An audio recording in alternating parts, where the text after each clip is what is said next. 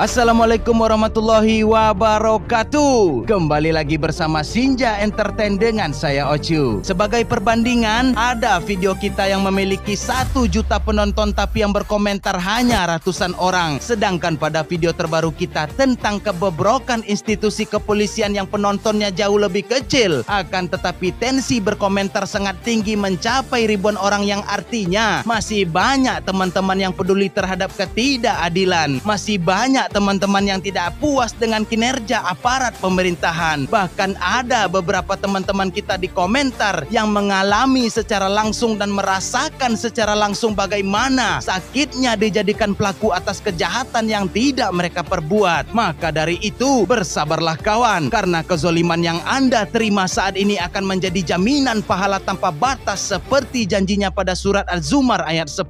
Jika video sebelumnya seorang pengacara membongkar kejahatan di dalam institusi kepolisian, maka di video kali ini kita akan melihat seorang dosen yang membongkar kejahatan di dalam dunia kedokteran serta perdagangan di dalam dunia medis. Dan saya yakin kita yang sebagai masyarakat bawah pernah dihinakan dengan pelayanan rumah sakit, dan oleh sebab itu makanya film yang diangkat dari kisah nyata ini merupakan film yang dilarang tayang di negara kita. Entah apa penyebabnya, mungkin karena ada beberapa pihak yang akan merasa tersinggung.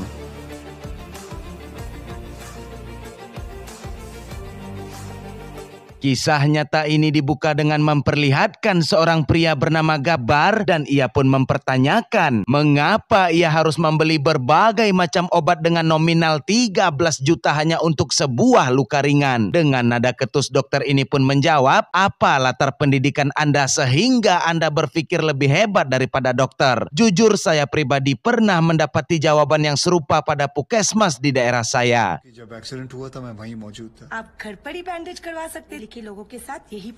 Dari balik pintu, Gabbar pun mendengar percakapan dokter kepada perawat yang mengatakan bahwa seluruh pasien hamil yang datang harus ditakuti dengan bahasa medis agar mereka semua mau melakukan operasi cesar agar dokter dan petugas terkait bisa meraup keuntungan yang berlipat. Pada bagian administrasi rumah sakit, kezoliman kembali terlihat tatkala seorang pria menangis histeris dikarenakan dari semalam ia tidur di rumah sakit, tapi tak seorang pun dari petugas yang memberitahukan istrinya telah meninggal. Pihak rumah sakit pun mengatakan bahwa mereka hanya akan memberitahukan jikalau keluarga pasien telah melakukan pembayaran. तो आप जैसे लोग बिना bill pay किए चले जाएंगे ना। मेरा काम है पैसों का हिसाब करना। Gabbar yang telah naik darah ini pun pergi ke rumah sakit yang berbeda, lalu menjumpai sebuah keluarga yang suaminya baru saja meninggal. Dan disinilah kita akan dibuat tercengang dengan rencana Gabbar yang mampu menyegel rumah sakit biadab ini. Telah sampai di rumah sakit, Gabbar pun memberitahukan bahwa keluarganya ini jatuh dari lantai 3 sampai tak sadarkan diri. Lalu Gabbar pun meminta kepada dokter agar segera mengobatinya dan tak peduli berapapun biayanya.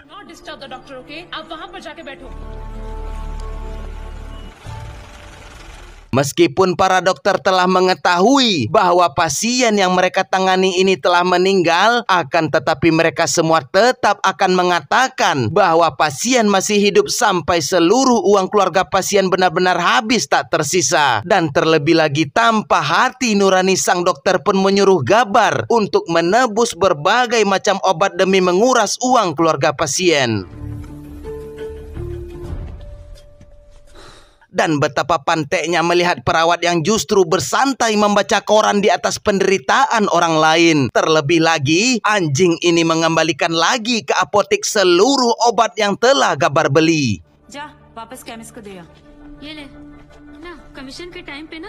Sang binatang pun kembali muncul memberitahukan kepada Gabbar bahwa keluarganya mengalami kondisi kritis dan butuh memanggil dokter bedah saraf untuk mengatasinya. Gabbar pun mengatakan, jangankan hanya seorang dokter saraf, silahkan panggil Tuhan sekalipun untuk menyembuhkan keluarga saya, maka saya akan memberikan berapapun yang kalian minta. Melihat dokter saraf yang memasuki ruangan membuat istri dari pasien ini mengatakan binatang jenis apa mereka yang tanpa hati nurani merampok uang keluarga pasien. Sedangkan para makhluk yang telah disumpah ini membuat rencana sok sibuk, sok kerja, memasang wajah serius selama 6 jam ke depan untuk membuat yakin keluarga pasien.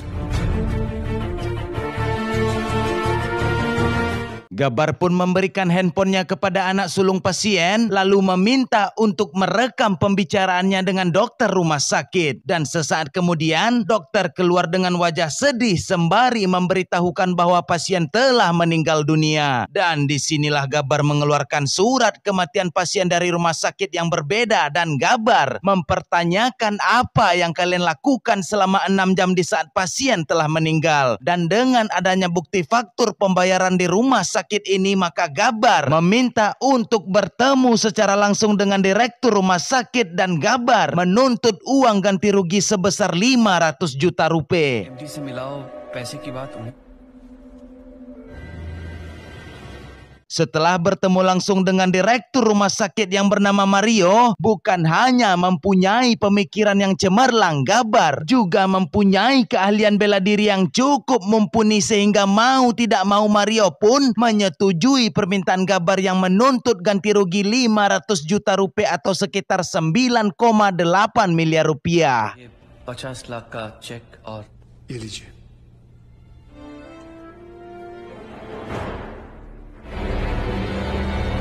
Mario yang telah sampai di rumah sakitnya ini pun telah dinanti oleh ratusan keluarga pasien yang dirugikan. Hal ini bisa terjadi dikarenakan Gabar mengkhianati Mario dengan memberikan semua bukti kejahatan rumah sakit kepada media. Meskipun Mario mencoba menakuti keluarga pasien dengan senjata paha ayamnya, akan tetapi kemarahan para korban tak dapat dibendung lagi yang membuat Mario tewas saat itu juga di amuk massa.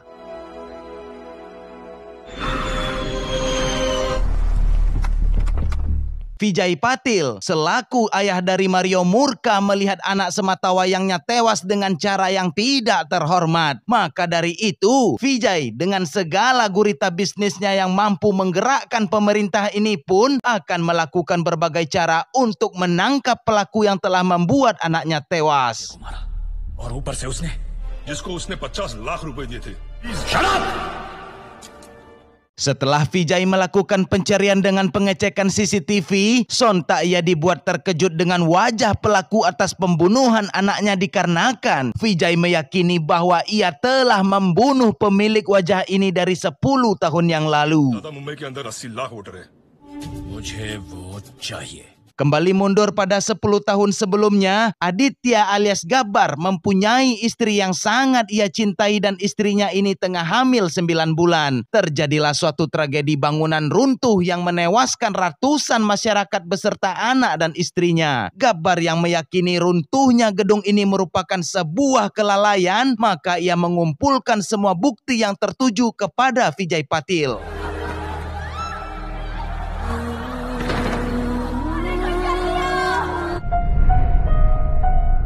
Aditya alias Gabar pun menemui Vijay Patil yang tengah melakukan rapat dengan kepala proyek serta penjabat pemerintah yang mengizinkan pembangunan atas gedung tersebut. Dengan terang-terangan Vijay mengakui bahwa ia telah menyogok penjabat pemerintah untuk mengesahkan bangunan yang berdiri di atas tanah yang basah. Dan meskipun Aditya membawa segudang bukti atas kelalaian Vijay, maka Vijay tetap akan dibela dan didukung secara penuh oleh penjabat pemerintah dan hal itu pun dibuktikan dengan Vijay yang memberikan 2 kesempatan kepada Aditya untuk menelpon kepala polisi India dan menteri pembangunan, akan tetapi ketika kedua penjabat ini mendengar nama Vijay Patil, maka mereka pun memutuskan panggilan telepon dan bersikap tak mau tahu.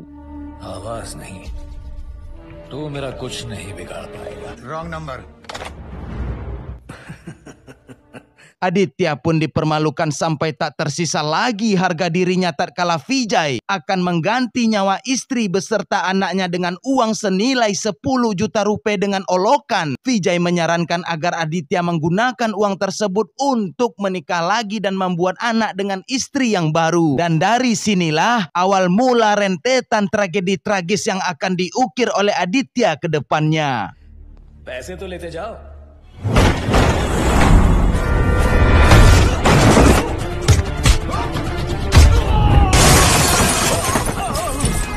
Masih mempunyai hati nurani, Aditya melepaskan Vijay yang tanpa diduga Vijay melayangkan kapak yang membuat Aditya terluka parah, dan akan hal tersebut membuat Vijay meyakini Aditya telah tewas dan membuang mayatnya di tengah jalan. मुझे पसंद है वो लोग तक जितने आदित्य पैदा हुए हैं. Tuhan berkata lain dan Aditya pun diselamatkan oleh sekelompok mahasiswa, dan singkat cerita Aditya merasakan pemikiran visioner yang sama dengan mereka atas ketidakpuasan terhadap penguasa dan penjabat pemerintah yang kebal akan hukum. Maka sejak saat itu Aditya dengan keahliannya menjadi dosen sekaligus menjadi otak dari gerakan mahasiswa yang melawan kejahatan pemerintah dengan kejahatan pula. Dan dari sinilah Aditya mengubah namanya menjadi Gabbar yang hanya diketahui oleh kelompoknya, dan kita bersama akan melihat bagaimana rencana yang telah Gabbar susun dengan anggotanya selama 10 tahun ini. शांत करने वाला डिपार्टमेंट बन गया है. आ जाए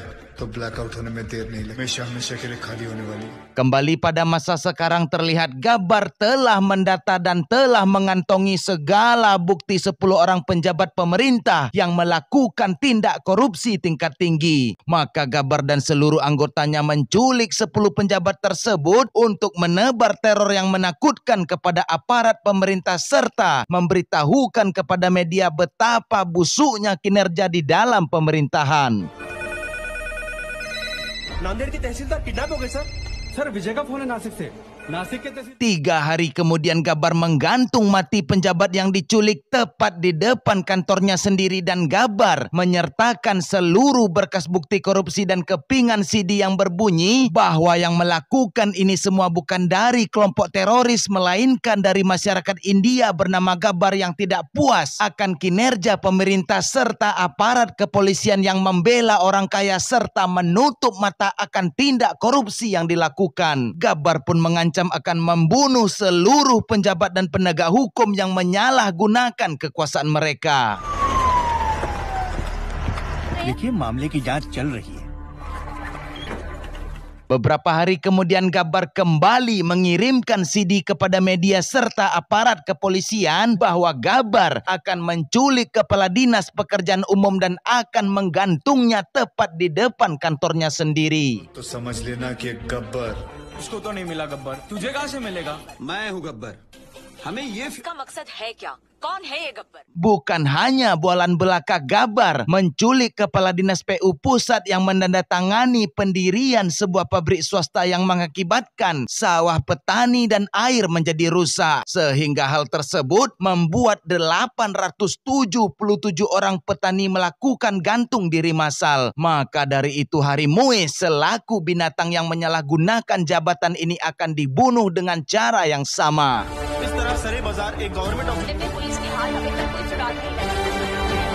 Di sini pihak kepolisian frustasi dengan kemampuan Gabbar yang mampu mengumpulkan bukti melebihi KPK, dan akan hal tersebut membuat masyarakat mendukung penuh akan tindakan yang dilakukan oleh Gabbar. Media yang selalu menjadikan Gabbar sebagai trending topik membuat 2.000 pekerja kantor PU berbondong-bondong mendatangi kantor kepolisian untuk meminta perlindungan keselamatan. Dan setiap para pegawai PU ini berlomba-lomba menunjukkan nominal tindak korupsi mereka karena mereka lebih memilih di penjara daripada harus tewas di tangan Gabbar. कोई मत छोड़ना. मैं सबसे ज्यादा करप्टेड हूँ. मुझे police protection चाहिए. ये ना समझा ले क्या?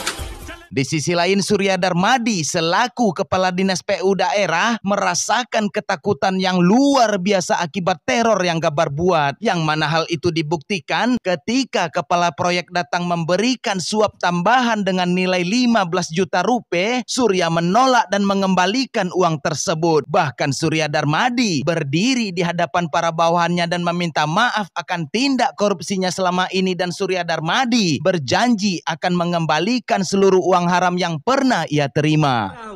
लीजिए भाई साहब. No sir. आपकी फाइल पर मैं साइन कर दूंगा. इसलिए मैंने तय किया है कि पैसे मैं कैश में लौटा दूंगा. Beralih pada pihak kepolisian, ada Ferdi Sambo, Teddy Minahasa, Andri Gustomi beserta yang lainnya. Dan sampai sejauh ini mereka tetap tidak bisa menemukan satu petunjuk pun mengenai Gabbar. Hugeng yang hanya sebagai supir dari Teddy Minahasa mencoba memberikan pendapat mengenai Gabbar. Namun para petinggi ini malah menghina Hugeng dengan perkataan tugas Hugeng hanya dua, yakni mencuci mobil dan pesuruh untuk membeli gorengan. Dan karena perkataan itulah Hugeng meminta cuti operasi medis untuk menyelidiki Gabbar seorang diri. Medical leave लूंगा. Medical Polisi Hugeng memulai penyidikan pertamanya dengan mendatangi kantor penjabat pertama yang telah digantung Gabbar tempo hari. Dan ajaibnya, seluruh pegawai di kantor ini telah berhenti menerima pungli akibat takut akan ancaman yang Gabbar buat. Tapi ada satu pegawai yang menarik perhatian Hugeng, yakni seseorang yang bernama Ruli. Ruli merupakan satu-satunya pegawai yang seumur hidupnya tak pernah mau menerima suap dalam bentuk apapun. ऐसे ही एक तहसीलदार ऊपर क्या गया कि मोहल्ले के सारे लोग जॉगिंग करना शुरू कर देते हैं. Selanjutnya Hugeng pun menemui asisten dari penjabat kedua yang telah digantung mati oleh Gabbar. Dan dari asisten almarhum penjabat inilah Hugeng menemukan lagi satu orang pegawai bernama Tommy. Dan Tommy juga merupakan satu-satunya pegawai yang tidak pernah mau menerima pungli. Singkat cerita, Hugeng yang telah mendatangi seluruh kantor dari penjabat yang diculik, Hugeng selalu saja menemukan satu orang pegawai yang jujur. Dan karena Hugeng telah memegang nama-nama pegawai jujur tersebut, terjawablah sudah tatkala Hugeng menggali data mereka dan mendapati puluhan pegawai jujur tersebut merupakan lulusan dari satu kampus perguruan yang sama. Dan semua pegawai jujur ini ditempatkan oleh Gabbar dalam kantor pemerintahan yang berbeda, sehingga tidak heran Gabbar memiliki seluruh bukti tindak korupsi yang dilakukan oleh penjabat.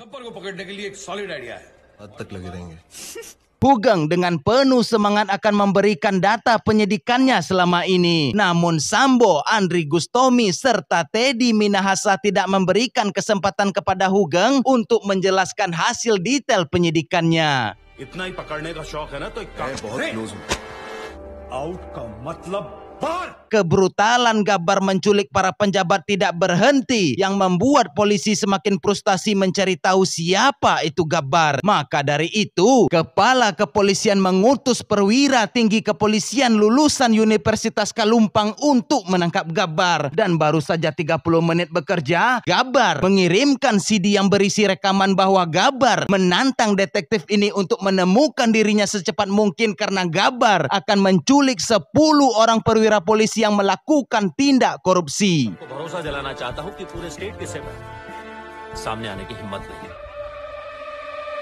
3 jam setelah detektif menerima isi pesan suara Gabbar, bermunculanlah telepon masuk pada kantor kepolisian yang memberitahukan bahwa satu persatu aparat kepolisian telah diculik di siang hari. Bahkan Gabbar mampu menculik perwira polisi tatkala detektif sedang berkomunikasi dengan perwira polisi yang diculik tersebut.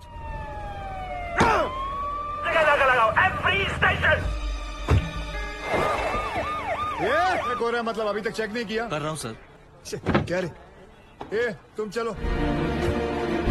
Di sini saya merasa takjub tatkala Digan yang sebagai anak dari salah satu perwira tinggi kepolisian yang diculik dengan ikhlas merelakan sang ayah akan dihukum mati oleh Gabbar. Gabbar pun merasa berhasil akan misinya karena jika anggota keluarga saja sudah tidak lagi membela keluarga mereka di saat mereka berbuat salah, maka itulah merupakan sebuah puncak yang membuat generasi emas akan terwujud. Beralih pada kantor kepolisian, terlihat sang detektif juga tidak menemukan petunjuk apapun mengenai Gabbar. Dan di saat itulah Hugeng mencoba kembali menyampaikan tentang penyidikannya. Namun Sambo dan kawan-kawan masih tetap saja menghina Hugeng, sehingga akan tindakan mereka itu pun membuat sang detektif memarahi mereka. Lalu sang detektif memberikan kesempatan kepada Hugeng untuk menjelaskan hasil penyidikannya.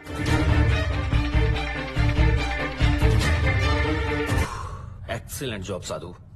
Detektif dan Hugeng pun langsung bergerak menangkapi seluruh pegawai jujur yang dicurigai memiliki hubungan dengan Gabbar. Meskipun mereka diinterogasi dengan cara apapun, tak seorang pun dari mereka yang mau mengakui. Bahkan ibu dari Digan alias istri dari perwira polisi yang diculik ini pun berkata kepada anaknya bahwa jangan pernah memberitahu informasi sekecil apapun jika tidak ingin engkau melihat ibumu menjadi abu. Tegakkanlah kebenaran meskipun kita akan kehilangan orang yang kita cintai. Mendengar pernyataan dari seorang istri yang suaminya diculik dan dibunuh oleh Gabbar ini tapi malah melindungi Gabbar, membuat sang detektif tak percaya akan kenyataan yang ia lihat.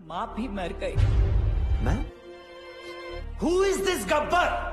Beralih kepada Vijay Patil, ia melakukan penangkapan paksa terhadap 10 orang penjabat pemerintah yang menolak untuk menyetujui izin usaha barunya. Salah satu dari penjabat ini pun dibunuh oleh Vijay yang bertujuan untuk menakuti penjabat lainnya agar mau menandatangani surat izin yang ia minta. देने की जरूरत ही नहीं। Tanpa sadar penjabat yang dibunuh oleh Vijay merupakan salah satu anggota dari organisasi Gabbar, maka telah dipastikan Vijay akan menjadi target organisasi Gabbar selanjutnya. हमें सिर्फ पाटिल पर नजर रखनी है। पार्टी ने अपने फार्म हाउस में रखी और सिक्योर Gabbar. Pada malam perayaan ulang tahunan mewah yang Vijay buat, tampak semua orang memakai baju yang sama serta memakai topeng wajah Vijay. Dan dari dalam keramaian itulah Vijay berteriak melihat Aditya sang pelaku yang telah membunuh putranya. Meskipun banyak terdapat anak buah Vijay serta pihak kepolisian yang berjaga di sana, tapi hal itu tak mampu untuk melawan Gabbar dengan cara jeniusnya.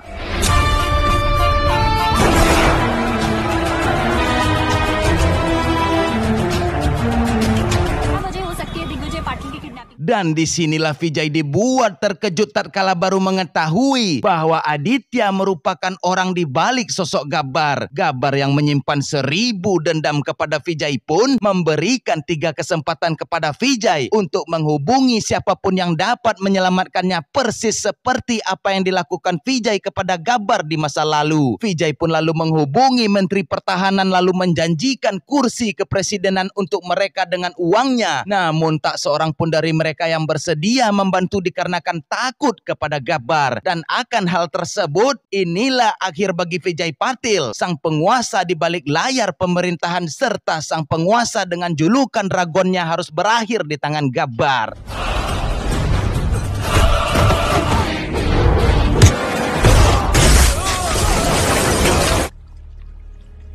Keesokan harinya Gabbar mendatangi kantor kepolisian dan mengakui bahwa ia merupakan Gabbar yang mereka cari selama ini. Penyerahan diri Gabbar ini menjadi puncak trending topik dan menjadikan seluruh masyarakat serta mahasiswa dari berbagai jurusan turun ke jalan meminta petisi ke presiden secara langsung untuk membebaskan pahlawan mereka yang mampu menyelesaikan berbagai masalah di dalam pemerintahan. मैं सब मर्डर्स की रिस्पॉन्सिबिलिटी लेता हूँ।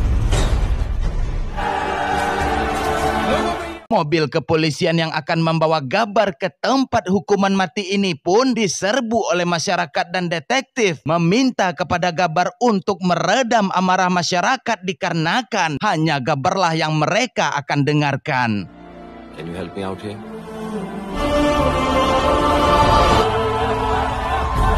Gabbar pun membuka orasi berfire-firenya dengan mengatakan bahwa setiap mahasiswa tidak menjadi penjabat, akan tetapi setiap penjabat berasal dari mahasiswa. Dan karena itulah kekuatan serta masa depan negara terletak pada bahu mahasiswa. Gabbar bukanlah sebuah nama, melainkan sebuah tindakan, dan Gabbar mampu mengalahkan para koruptor, dan Gabbar mampu melawan ketidakadilan, serta Gabbar mampu membuat penjabat korup berkeringat di dalam ruangan ber-AC-nya. Gabbar membunuh para koruptor yang bertujuan untuk membuka mata para penjabat pemerintahan serta untuk membuka mata penegak hukum yang kedua pihak ini selalu memberikan dan melindungi pengusaha yang kaya raya. Tindakan Gabbar telah benar namun menempuh jalan yang salah karena melawan kejahatan dengan kejahatan. Dan untuk itulah Gabbar berpesan setelah dirinya mati nanti jangan ada satu orang pun yang merusak fasilitas umum karena Gabbar. Dari hati nuraninya lah ia menyerahkan diri pada pihak kepolisian. Gabbar pun menutup orasinya dengan meminta agar setiap mahasiswa dan masyarakat menanamkan sifat api seperti Gabbar yang mengatakan tidak pada korupsi dan memerangi ketidakadilan.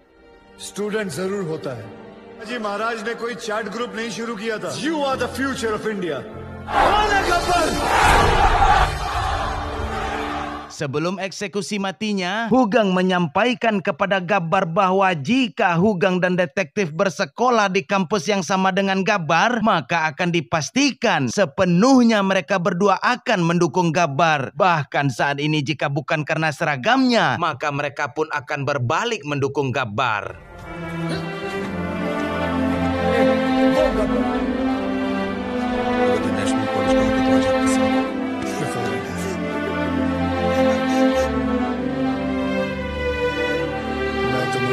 Dokter lebih jahat daripada polisi. Polisi nilang orang sehat, dokter nilang orang sakit. Anakku 3 dokter, aku bilang kalau kau jadi dokter tidak boleh jadi pedagang. Kau jadi pedagang tidak bisa jadi dokter. Nggak bisa 2 dijadikan 1. Dokter sekarang jadi pedagang semua. Ya kan, ya nggak harus lab. Karena dapat 15% dokternya. Yang nggak harus USG, Bu, sepertinya ada benjolan, Bu. Terserah dokter aja. Di USG, besoknya 3 hari datang, dapat lagi konsul dokter. Pura-puranya dokternya lihat hasil USG. Kalau Islam bilang, Alhamdulillah, Kristen, puji Tuhan nggak ada apa-apa, Bu. Emang nggak ada apa-apa. Tapi USG udah kepake. Coba. Terus, dokternya dapat konsul. Ini kan kapitalisme masuk di bidang kesehatan. Bayangkan. Ini yang harus kita lawan bersama. Aku masih mimpiku begitu. Aduh, bagaimana negara Pancasila masih ada kapitalisme masuk di bidang kesehatan? Dok Chai termasuk dokter yang dimusuhi oleh ID. Banyak orang yang nggak happy nanti kalau orang Indonesia banyak yang sehat. Belum lagi industri di farmasi. Oh, sorry dek, saya nggak bisa pakai produk ini di rumah sakit ini. Ntar operasi saya gimana? Makanya kalau Anda ke dokter kadang-kadang suka ada sales obat datang ke sana. Yes. Untuk menawarkan dokter tersebut menjual obat tertentu. Benar. Kalau terjual banyak, ada bonus ke luar negeri. Siapa yang mengucapkan? Teman saya sendiri yang juga adalah seorang dokter. Terus akhirnya karena nggak dapat suplemen, nggak dapat vitamin ya, nggak dapat vitamin, nggak dapat obat, nggak dapat salep, akhirnya saya kayak, aduh ini kan kehamilan yang rawan gugur, saya harus jaga janinnya bener-bener dong, saya vitaminnya harus cukup, karena saya nggak dapat vitamin seperti kakak saya yang di Indonesia. Dan jawaban dia sama persis kata-katanya dengan kata-kata Deddy Corbuzier tadi. Ya sebetulnya saya pengen sharing masalah ini sudah sejak lama, tapi tentu saja saya nggak berani. Pesan dan pelajaran yang dapat kita ambil pada film ini ialah karena saking tidak adanya rasa kemanusiaan serta tidak adanya rasa peduli terhadap ketidakadilan, haruskah masyarakat yang tertindas menjadi sosok Gabbar? Hei para penguasa, hei para penegak hukum, sampai kapan Anda berlutut kepada orang kaya? Sampai kapan Anda menajamkan hukum ke bawah lalu menumpulkan hukum kepada kalangan atas? Tidakkah Anda sadari bahwa setiap pendengaran, penglihatan serta hati nurani Anda akan dimintai pertanggungjawabannya? Al-Quran Surat Al-Isra ayat 36. Pada cuplikan podcast Om Botak Corbuzier dengan Dr. Cahyono tentang adanya perdagangan di dalam dunia medis, maka dapat kita simpulkan desain ini telah dirancang yang sengaja dibuat sakit karena adanya kerjasama antara industri makanan dengan industri dunia medis. Makanya tidak heran berbagai macam penyakit di masa sekarang tidak mengenal usia, dan saya harap perhatikan lagi apa yang Anda konsumsi serta apa yang Anda berikan terhadap anak Anda. Dengan keberanian Om Botak mengangkat suara mengenai perdagangan di dalam dunia medis, ada salah satu saudari kita dari channel Catur Gunaang yang membagikan pengalamannya tentang perbedaan tindakan dokter negara indigo dengan dokter luar negeri. Intinya dokter indigo selalu memberikan obat-obatan yang banyak, terkadang tanpa bertanya detail kepada pasien, pasien, yang penting obatnya terjual. Sedangkan para dokter di luar negeri tidak ada yang meresepkan obat, suplemen, vitamin, dan lain-lain selama pasien belum dianggap urgen yang membahayakan nyawa pasien. Dan hal ini pun juga dibenarkan oleh Ibu Ripka, seorang anggota DPR yang mengakui adanya perdagangan di antara dokter dengan perusahaan obat yang menjanjikan insentif. Terima kasih kepada Ibu Ripka yang memiliki 2 orang anak berprofesi sebagai dokter tapi melarang mereka berdua untuk melakukan perdagangan di dalam dunia medis. Dan saya harap teman-teman dapat meluangkan waktu untuk menonton podcast Dr. Cahyono dengan Om Deddy serta mendengarkan cerita pengalaman kakak kita pada channel Catur Gunaang. Yang kedua, isi video tersebut akan menambah wawasan kita terhadap keturunan kita bersama. Dan kedua video yang saya rekomendasikan tersebut telah saya cantumkan linknya pada kolom deskripsi. Sedikit info teman-teman, mungkin kedepannya saya tidak akan upload lagi mengenai film kisah nyata yang berbau sensitif seperti ini. Selain jantungan, jujur aja, AdSense-nya juga sulit, dolar kuning terus, tak berasap dapur, ntar istri marah-marah kawan.